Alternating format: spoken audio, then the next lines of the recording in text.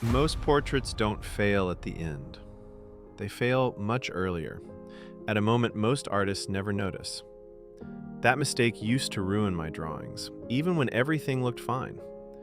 So in this portrait, I'm watching one thing. At the end, we'll see whether the eye actually feels alive, or if something is still missing.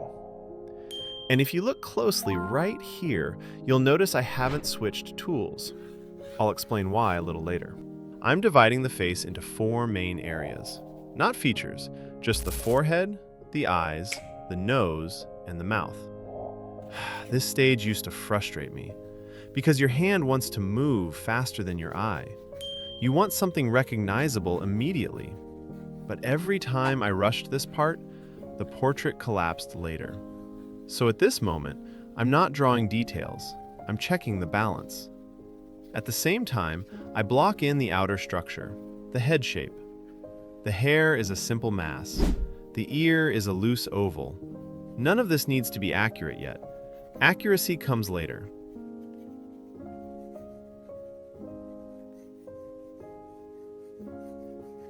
By the way, I'm using an 8B pencil because it helps me reach all the values. You can use a different pencil, that's not the point. What matters is how early you start controlling proportions instead of chasing details.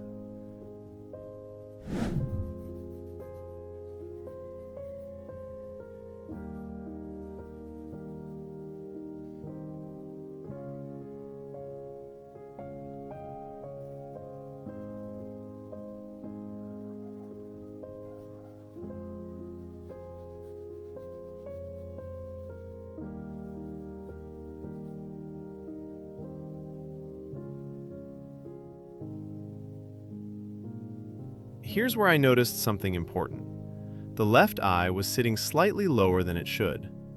If I ignore that now and keep going, every detail later will be built on top of that mistake. So I stop. I adjust. Fixing problems here is calm. Fixing them later is exhausting. The ear is another checkpoint. It usually starts around eyebrow level and ends near the base of the nose. If that relationship is off, the entire head feels wrong, even if the shading looks good. So I lock that in early.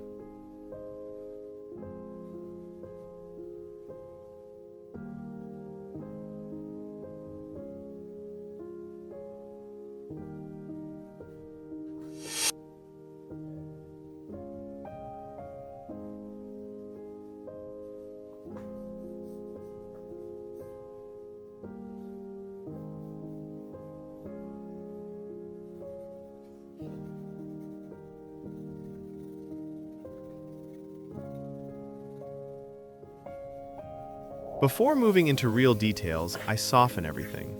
I don't want sharp lines, distracting my eye while I build form. From this point on, I stop thinking in outlines. I let shading guide everything. And there's one place I always start with. I always begin with the nose. Not because it's easier, but because it sits at the center of the face. If something went wrong earlier, the nose exposes it immediately. I start with the darkest values first, and only after shading inside do the outer edges become clear. You don't find the correct edges first, you discover them through shading. Once the nose feels solid, everything starts connecting. I move upward. I start with the eyebrow. And remember this, because it matters later. This eyebrow will help me place the second eye correctly. I'm not explaining that yet. Just keep it in mind. From the eyebrow, I move toward the eye area. I don't finish the eye, I only suggest the structure. I keep comparing constantly, eye width to nose width, distance to the cheek. If something feels off, I stop and adjust. Because once you move forward, mistakes become harder to see. To reach the mouth correctly, I don't jump straight to it. I use the mustache area first. I shade that area not to draw hair, but to naturally locate the upper lip. That shaded space tells me exactly where the mouth should sit. No guessing. Once the upper lip feels right, the rest of the mouth follows. I also watch the angle carefully. The mouth is never perfectly straight. That slight tilt is what keeps the expression human.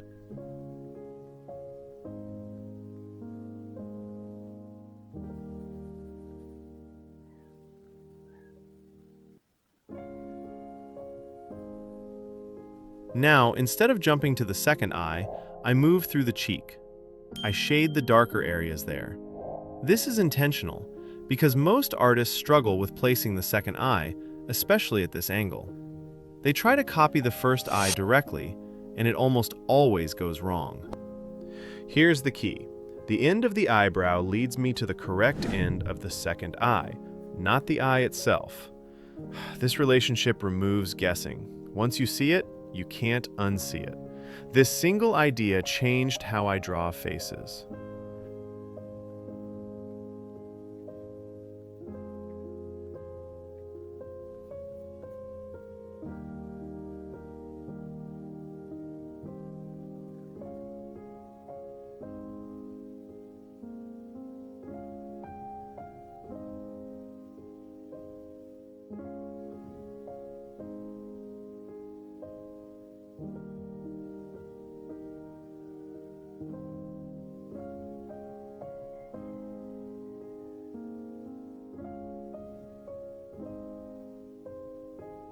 Now, when I finally place the second eye, it sits naturally. Not because I guessed right, but because the structure led me there. When I get to the chin, I don't draw solid hair. I treat it more like texture. I use light stippling with a well-sharpened pencil because the beard here isn't thick. It's still growing, so drawing hard lines would make it look fake. Keeping it soft is what helps it match the reference.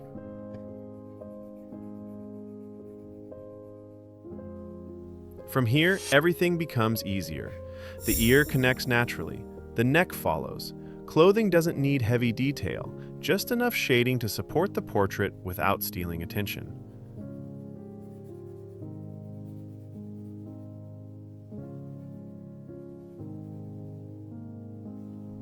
Now, pay close attention to the angle of the jaw. This line does more than most people realize. If the jaw angle is off, the entire portrait feels wrong, even if everything else looks detailed. Getting it right also helps me understand where the neck should sit and how the body connects naturally. Here I start shading the suit. The face is still the priority. So I'm not chasing details here. I'm only checking proportions and making sure the suit supports the portrait instead of distracting from it.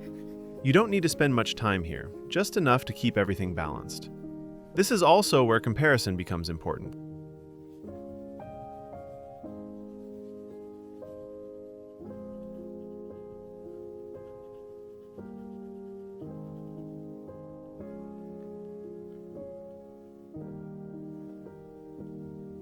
When I move into the hair, I never start with individual strands. I begin with dark masses. Hair isn't lines, it's direction, flow, and weight. Starting too light makes it flat. Starting with mass makes it real. While shading the hair, Joam, I constantly look back at the reference. Here I notice a mistake. The skull is actually wider, Joam, and I narrowed it too much at first. If I leave that mistake, the head shape feels off, even if the shading looks good. So I correct it here. Because adjusting the structure always matters more than adding more detail. Now, the final test, the eye. This is the part I never rush, because this tiny decision decides everything. The direction of the pupil, the balance of the whites, that subtle focus in the eye.